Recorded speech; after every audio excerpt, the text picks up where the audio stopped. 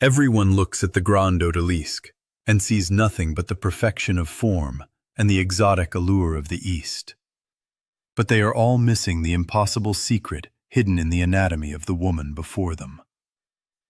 Look at her spine, and you will realize that Ingres was not painting a human being at all, but something else entirely.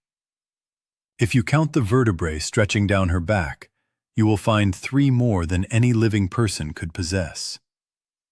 This is not a mistake or a simple error in judgment by a master artist. It is a deliberate choice to stretch reality to its breaking point. Her body is physically broken to achieve an aesthetic that transcends the laws of nature. Notice the curve of her hip as it descends into the shadows. The transition is seamless, yet anatomically impossible. She is an entity designed to hold your gaze for an eternity while defying the very skeleton that holds her together. Most critics focus on the luxurious fabrics or the coldness of her expression. But the real horror lies in the distorted geometry of her torso. This is the first layer of the deception we are uncovering today. We are not looking at a portrait of a woman. We are witnessing a calculated fracture of human anatomy designed to manipulate your perception of beauty.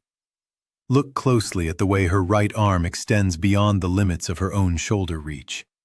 The limb belongs to a creature that exists only in the mind of the master, and the deeper we go into this canvas, the more we realize that she is watching us from a place where biology no longer applies.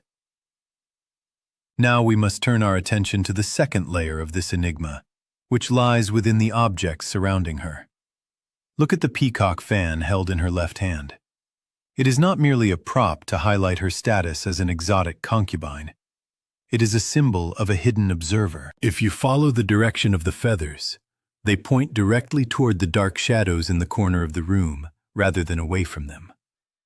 Ingres placed these feathers to draw your eyes away from the impossible spine and into the void where he has buried his true intent.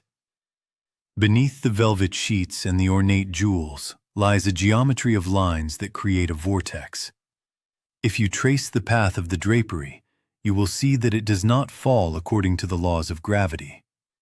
Instead, the fabric flows against the contours of her body to hide the point where the back ends and the hip begins. He has constructed a visual trap where your eyes are forced to move in a circle that has no beginning and no end. This is a masterclass in psychological manipulation. By using these elements, he ensures that you never stop to question why she seems so detached from her own physical form.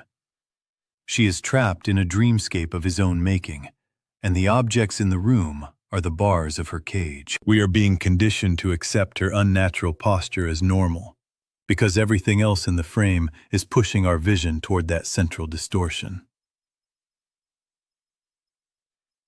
We have arrived at the final and most disturbing layer of the mystery. If you look at her face, you will see that she is not looking at us. Her eyes are fixed on a point just beyond the frame, as if she is waiting for someone to enter the room. But there is no one there. This is the third great secret. Ingres painted her looking at the very thing that broke her spine. He painted her looking at the mirror of the viewer. We are the ones who demand this impossible beauty. We are the ones who ignore the broken bones and the warped anatomy because we are seduced by the artifice. The final trick is the most cruel of all, because the longer you stare at her, the more you become part of the composition yourself.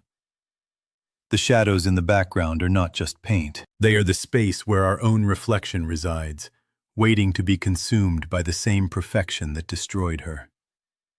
You came here to understand a painting, but you are leaving with the realization that the painting has changed you. Look one last time at those eyes. There is no warmth there, only the cold recognition of a captive soul. The Grande Odalisque is not a portrait of a woman. It is a monument to the price of obsession. And now that you have seen the truth, you can never look at this canvas the same way again. The secret is out, and the shadows have finally claimed their witness.